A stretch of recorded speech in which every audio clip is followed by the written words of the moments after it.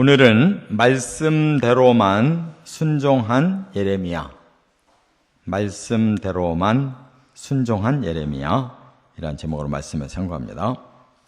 지금 다시 이제 그 말씀이 32장은 좀 새롭게 시작되는 걸 볼 수가 있는데, 왜냐하면 지금이 몇 년째다라는 것을 밝히고 있기 때문입니다. 유다의 시드기야 왕 열째 해 그랬어요. 그러면 이때가 언제냐? 시드기야 왕이 11년을 통치했는데 통치 10년째다라는 거예요. 그러면 앞에서 9년째에 바벨론이 쳐들어와서 지금 포위를 하고 있고 그 이듬해로 넘어갔다는 거예요. 그래서 9년째에 쳐들어와서 포위됐고 10년째 1년 내내 포위된 상태로 있다가 11년째에 그 함락이 돼가지고 멸망당했어요. 그러니까 지금 한 중간에 있는 거죠. 포위된 한 중간. 그 포위 기간이 1년 7개월이었어요. 지금 성이 완전히 포위가 되면 그 안에서 사람들이 생존해야 되잖아요. 성 밖으로 가서 농사도 져야 되고 뭐 가축도 길러야 되고 또 백성들이 상거래도 해야 되고 이래야 사는데, 지금 완전히 포위된 상태에서 점점 굶어 죽어가고 있는 거죠. 이 상황에서 이제 예레미야는 계속 하나님 말씀만 계속 전하다 보니까 그 결과가 뭐냐? 아주 어려움에 처하게 되는 거예요. 그리고 하나님이 이제 자꾸 미래를 말씀하시니까 점점 현실과는 동떨어진 말씀이 계속 나오는 거예요. 이 사람이 현실을 말하면 다 서로가 알아듣고 이해가 되는데, 미래를 말하면 아무도 알아들을 수도 없고, 말하자면 미친 사람 취급을 받는 겁니다. 이것이 선지자의 사역이었어요. 그래서 오늘 본문에 보니까 그에게는 고난과 또 의문만 남는 거예요. 그럼에도 불구하고 끝까지 예레미야는 순종을 했더니 결과적으로 예레미야는 마지막에 구원을 받고 그 말씀 안 받아들인 자들은 다 멸망하고 그렇게 된 거예요. 예레미야는 끝까지 살아남아서 수를 다 누렸습니다. 자, 세 가지로 이제 어떻게 순종했는가를 상고합니다. 첫째는 1절부터 5절에 보면 박해를 받았다 하는 거예요. 시드기야 왕 앞에 나가서 바벨론이 이렇게 포위하고 있는데 반드시 함락될 겁니다. 당신이 바벨론 왕을 만나게 될 거고 끌려가게 될 거고, 아무리 맞서 싸우려고 해도 결코 바벨론 이길 수 없습니다. 이런 얘기를 했잖아요. 그러니까 시드기야가 그 말을 다 듣고는 그걸 안 받아들이고 반대로 나가는 거예요. 하나님이 예레미야에게 그 말씀을 전하라고 시켰는데 그 예언자를 시위대 뜰에다가 잡아 가뒀다는 거예요. 예레미야는 뭐 잘못한 게 없어요. 하나님 말씀하라니까 전달만 했는데 전달한 예레미야를 잡아서 시위대 그 뜰에 가뒀다. 그러니까 궁중 안에 있는 감옥에 집어넣은 겁니다. 그러니까 하나님 말씀대로 했는데 오히려 말씀을 전한 자에게 박해가 왔어요. 그러니까 하나님 말씀을 전하는 사역이 하나님 앞에서 순종하는 것은 참으로 복이 될런지 몰라도 현실적으로는 박해가 온다는 거. 왜냐하면 사람들의 그 죄를 자꾸 얘기하고 그 죄의 값인 저주를 자꾸 얘기하니까 사람들이 싫어하는 거죠. 시드기야 보고 항복하라고 하니까 싫은 거예요. 이처럼 하나님의 말씀은 이 세상의 현실과 반대예요. 그렇기 때문에 그 반대되는 말씀을 전하는 사람도 이 반대로 사는 거예요. 세상과는 반대로 살아요. 그래서 과거로부터 현재도 미래까지도 하나님 말씀대로 사는 사람에게는 박해가 오는 것입니다. 이것을 각오하지 않고는 하나님 일을 못해요. 그렇기 때문에 거짓 선지자가 나오는 거예요. 내가 이 시대에 한 번 살지 두 번 살지 않는데 나는 평생 하나님 말씀 전하다가 손해만 입고 박해만 받고 사람들에게 이렇게 따돌림만 당하고 내 인생 실패하는가 이렇게 생각하는 사람은 거짓말로 하게 돼 있어요. 목회를 반대로 하게 돼 있습니다. 사람들이 듣기 좋은 말로. 다수가 모여드는 데는 문제가 있는 거예요. 왜 그런 줄 아세요? 일반 군중은 항상 현세 중심으로 살게 돼 있어요. 그렇기 때문에 박해를 각오하고 사는 사람들은 소수일 수밖에 없는 것입니다.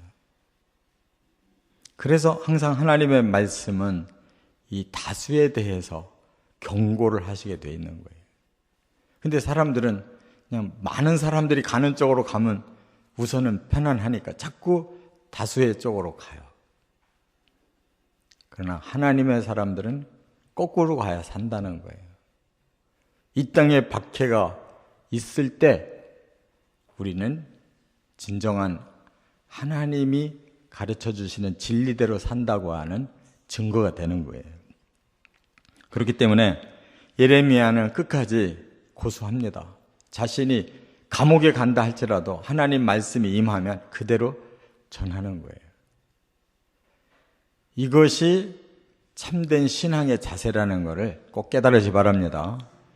현실에 무조건 타협하고 현실 중심으로 살게 되면 그것은 박해를 피하려다가 오히려 멸망을 당하게 되기 때문에 그런 것입니다. 두 번째, 또 아주 힘든 말씀을 주셨어요. 6절부터 14절에 보면 밭을 사라는 명령을 순종했다는 거예요. 갑자기 하나님이 너희 사촌 하나멜이라는 사람이 와서 밭을 사라고 할 것이다. 그럼 너는 밭을 사라 그랬어요.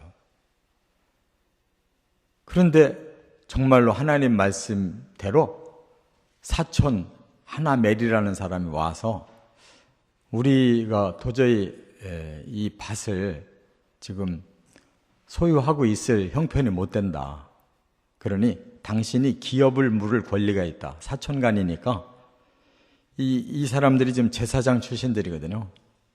예레미야가 제사장 출신이에요. 그래서 제사장이 가세가 기울어서 살 수가 없으면 자기 소유의 밭을 팔 수가 있는데 누구에게 파느냐? 같은 제사장에게만 팔아야 돼요. 이게 다른 데로 넘어가면 안 돼요. 그래서 하나님이 주신 이 기업은 계속 같은 지파 사람들에게 내려가게 돼 있어요. 그래서 팔더라도 제사장에게 파네. 근데 지금 나라가 멸망할 참인데 누가 밭을 사요?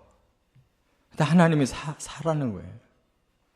그래서 예레미야가 은 70세겔을 주고 그걸 사는데 하나님이 이거 공증 세워라. 그래서 모든 사람들 앞에서 이 일을 진행하는 거예요. 그러니까 사람들이 그랬겠죠. 저 바보 같은 놈, 지금이 어느 때라고 밭을 사느냐. 그랬겠죠. 근데 하나님은 그거 시키는 거예요.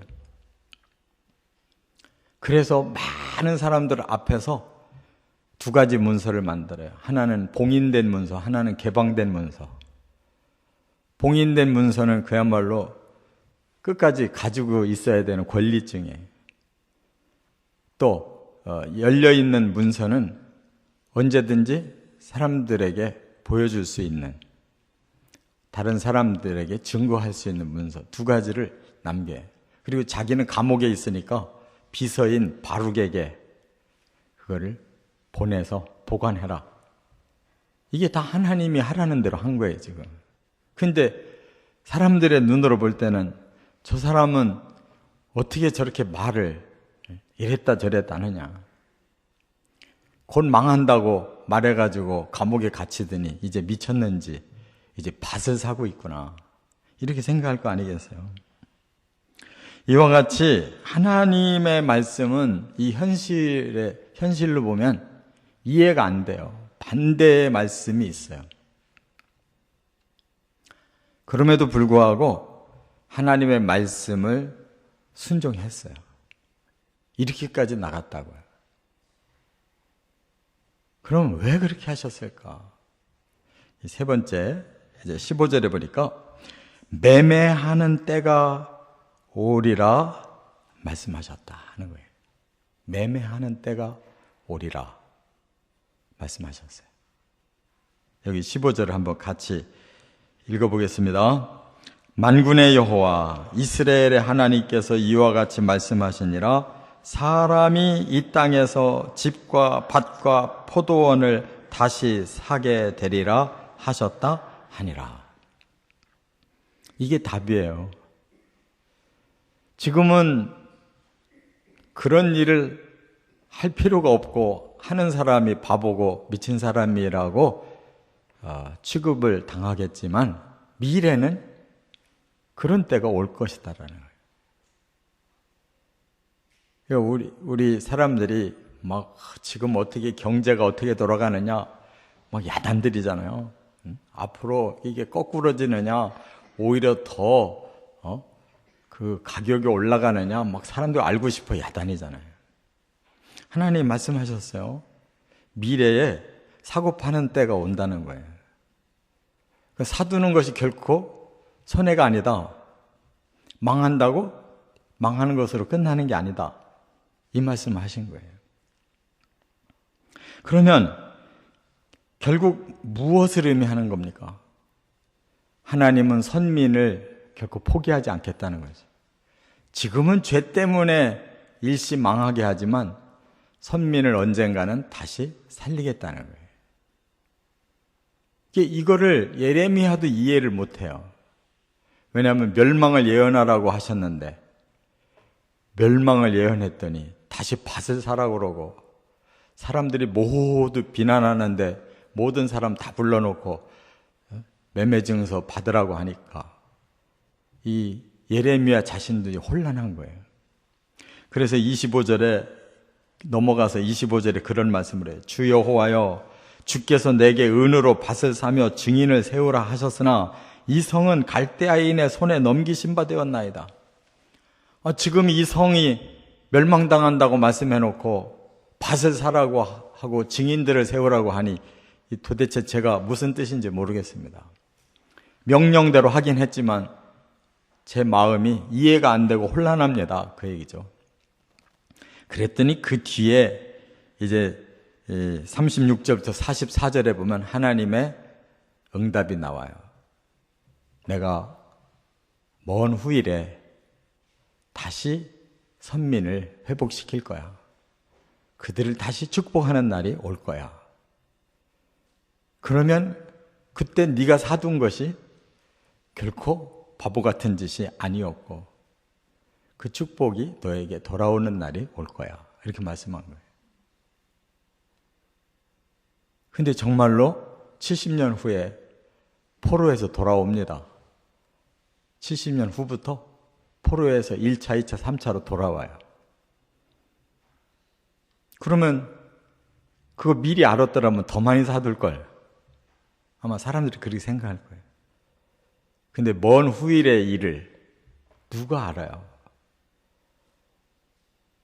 하나님이 말씀하셔도 누가 그걸 믿냐고요.